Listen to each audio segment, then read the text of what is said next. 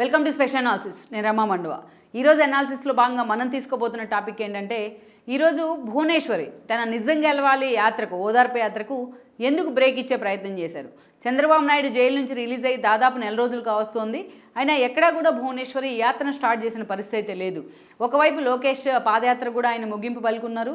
మరోవైపు చూసినట్లయితే చంద్రబాబు నాయుడు కూడా ఇంకా ఎన్నికలకు సంబంధించి తన ఏదైతే మేనిఫెస్టోని జనంలోకి తీసుకెళ్లే అంశానికి సంబంధించి ఒక షెడ్యూల్ని అయితే ఖరారు చేసే పనిలో ఉన్నారు ఆయన.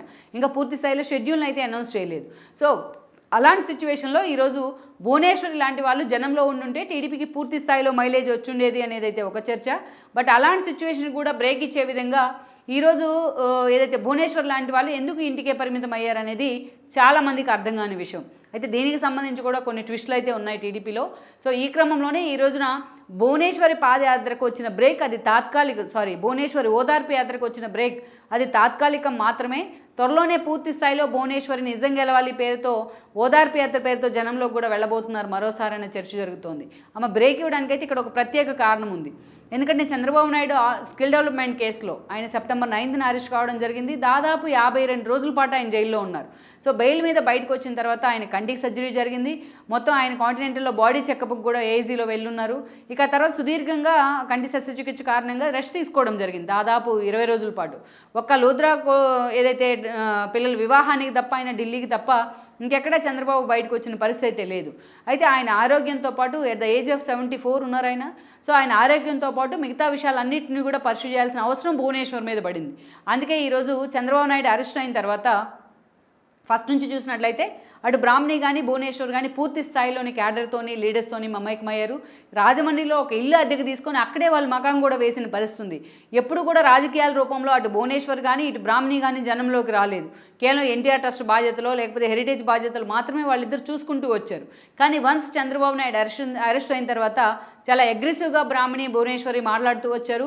అటు సోషల్ మీడియా వేదికగా బ్రాహ్మణి అందరితో పార్టీ క్యాడర్తో టచ్లో ఉండే ప్రయత్నం చేస్తే ఇటు తన కలవడానికి వచ్చిన లీడర్స్ అందరినీ కూడా ఓదారుస్తూ భువనేశ్వరి వాళ్ళకి ధైర్యం చెప్పే ప్రయత్నం అయితే చేశారు. అలా రాజమండ్రిలోనే దాదాపు నెల రోజులు ఉన్నారు వాళ్ళు. ఒక 40 రోజులు గడిచిన తర్వాత ఎప్పుడైతే చంద్రబాబు నాయుడు జైలుకి వెళ్ళిన తర్వాత ఆయనకు మద్దతుగా ఆయన జైలుకి వెళ్ళడాన్ని నిరసిస్తూ కొంతమంది హార్ట్ బ్రేక్ అయి ఉన్నారు, కొంతమంది చనిపోవడం కూడా జరిగింది.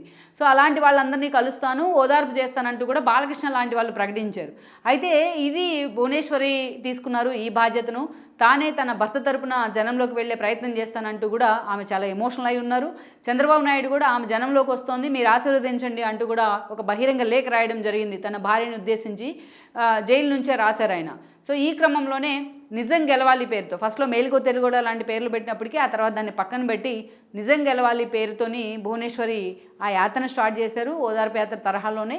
సో చంద్రబాబు నాయుడు కోసం చనిపోయిన కుటుంబాలను కూడా ఆమె ఓదార్చడం జరిగింది. కొంత ఆర్థిక సాయం కూడా పార్టీ తరపున వాళ్ళకి చేయడం కూడా జరిగింది. ముందుగా ఆమె తన అత్తగారి ఊరైన నారావారిపల్లి నుంచి సెంటిమెంటల్గా ఈ యాత్రను స్టార్ట్ చేస్తున్నారు.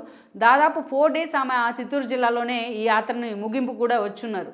చాలా సక్సెస్ఫుల్గా యాత్ర అయితే నిజంగానే విజయవంతమైంది. ఎందుకంటే భువనేశ్వరి మొదటిసారి అంటే గతంలో 1-2 సార్లు లోకేష్ పాదయాత్ర గురించో కొన్ని అంశాల గురించి మాట్లాడినా రాజకీయంగా అయితే ఆమె ఆ స్థాయిలో స్పీచ్ ఇస్తూ ఎప్పుడు విజయమ తరహాలో బయటికి రాలేదు. సో అలాంటిది భువనేశ్వర్ ఎప్పుడైతే నారవారిపల్లిలో టచ్ చేస్తూ కూడా హార్ట్ని టచ్ చేసే విధంగా మాట్లాడారో మహిళలంతా కూడా చాలా సీరియస్గా ఆమెకు కనెక్ట్ అయ్యారు. సో నిజంగానే రాయలసీమలో వైసీపీ ఓట్ బ్యాంక్ కొంత ట్విల్ట్ అవడానికి కూడా భువనేశ్వరి ఓదార్పు యాత్ర కారణం అనే చర్చ కూడా జరిగింది. ఇలాంటి సిచ్యువేషన్లో చంద్రబాబు నాయుడు బెయిల్ మీద ఆయన ఆరోగ్య కారణాలతో బయటికి రావడం జరిగింది. ఈ క్రమంలోనే ఆమె తను నిజం గెలవాలి ఓదార్పుకు బ్రేక్ ఇచ్చి మరీ చంద్రబాబు నాయుడిని కలిశారు. దెన్ అప్పటి నుంచి ఆయన ఆరోగ్య విషయాలు కూడా చూసుకుంటూ వస్తున్నారు. అయితే ఎక్కడ భువనేశ్వరి యాత్రకు బ్రేక్ పడిందనే చర్చ ఉంది టీడీపీలో. బట్ ఈ చర్చ కేవలం తాత్కాలికమైన లీకులు అయితే వస్తున్నాయి. లోకేష్ పాదయాత్ర కూడా ముగింపు దశకి వచ్చేసింది కాబట్టి ఈ రోజున జనవరి 1st వీక్ నుంచి 3 రకాలుగా ఒక షెడ్యూల్ని అయితే చంద్రబాబు నాయుడు ప్లాన్ చేశారంటున్నారు. ఒకటి మేనిఫెస్టోని, ఎన్నికల మేనిఫెస్టో టీడీపీ జనసేన ఉమ్మడి మేనిఫెస్టోని ప్రకటించేసి జనవరి 1st వీక్లోనే ఆ మేనిఫెస్టోతోని పూర్తి స్థాయిలో చంద్రబాబు నాయుడు జనంలోకి వెళ్ళాలనుకుంటూ ఉన్నారు. అది ఒక ఎత్తు అయితే పూర్తి స్థాయిలో ఒక యూత్ టీంని లోకేష్ కోసం రెడీ చేసి పెట్టున్నారు ఇప్పటికే చంద్రబాబు నాయుడు.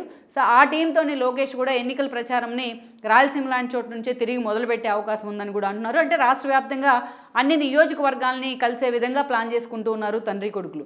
వీటితో పాటు అటు పవన్ కళ్యాణ్ కూడా ఒకే వేదికను పంచుకునే విధంగా కూడా కొన్ని బహిరంగ సభలను కూడా నిర్వహించబోతున్నారని లీకులు వస్తున్నాయి.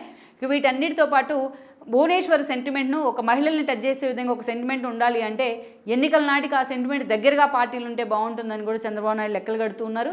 ఈ క్రమంలోనే జనవరి 1st వీక్ నుంచి కూడా నిజం గెలవాలి ఓదార్పు యాత్రను భువనేశ్వర్ చేసే అవకాశం ఉంది, రీవ్యాంప్ అయ్యే అవకాశం ఉందని కూడా అంటున్నారు. అందుకే ఇప్పటికే టీడీపీ షెడ్యూల్ కూడా రూపొందించింది. సో అన్ని నియోజకవర్గాల్లో చంద్రబాబు నాయుడు కోసం చనిపోయిన కుటుంబాలను ఆమె ఓదార్చే ప్రయత్నం అయితే మళ్ళీ జరగబోతుందని కూడా లీకులు వస్తూ ఉన్నాయి.